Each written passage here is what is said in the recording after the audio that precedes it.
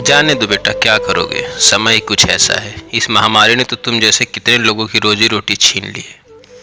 चलो, कम से कम बहू की सरकारी नौकरी है तो घर अच्छे से चल रहा है। हाँ माँ, आप सही कह रही हैं। मैं कभी कभी सोचता हूँ कि अगर पूजा जिद करके पढ़ाई और नौकरी नहीं करती तो आज हम सबका क्या होता।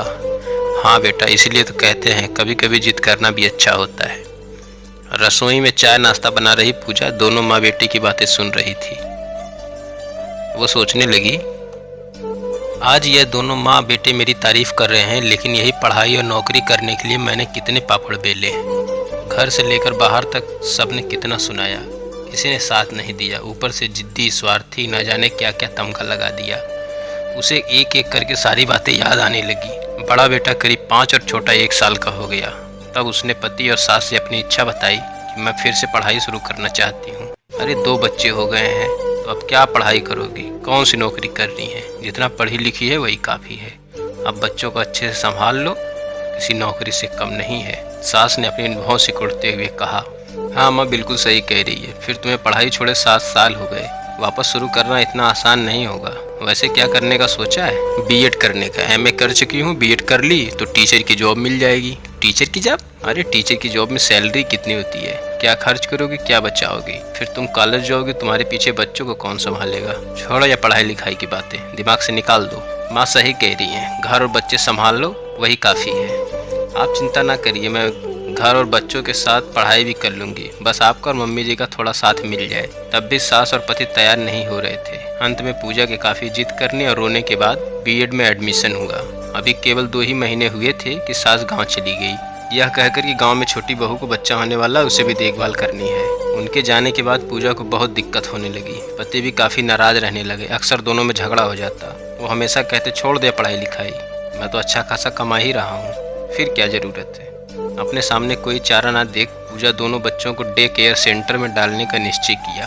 पति को यह बात पता चलते ही घर में बड़ा हंगामा हुआ। घर वालों के साथ साथ सारे रिश्ते नातेदार, आस पड़ोस के साथ माँ भी काफ़ी नाराज़ हो गई। वह जैसे ही कॉलेज की निकलती रोज़ यह बातें ज़रूर सुनने को मिलती, कितनी जिद्दी और स्वार्थी औरत है। एक माँ का कलेजा कहीं ऐसा होता है। देखो तो बच्चों को कैसे दूसरों के भरोसे छोड़कर पढ़ने जाती है। आग लगे ऐसी पढ़ाई और नौकरी को। अरे बच्चे को देखोगी तो कलेजा मुंह को आ जाएगा। पूजा सबकी बातें सुनकर भी जवाब नहीं देती। कई बार दोस्तों ने कहा भी जवाब देने के लिए, तब पूजा मुस्कुराकर कहती, अभी सही समय नहीं आया है। आखिरकार उसका बीएड कंप्लीट हुआ और तुरंत ही एक प्राइवेट कॉलेज में नौकरी लग गई। अभी कोई 6 महीने ही हुआ था नौकरी करते हुए कि सरकारी स्कूल में शिक्षक चयन के लिए परीक्षा आयोजित हुई। परीक्षा में पूजा भी बैठी और पहली बार में ही अच्छे नंबरों से पास हो गई। कुछ महीने बाद पता चला कि उसका चयन हाई स्कूल के शिक्षिका के तौर पर हुआ है। खबर चारों तरफ आग की तरह फैल गई।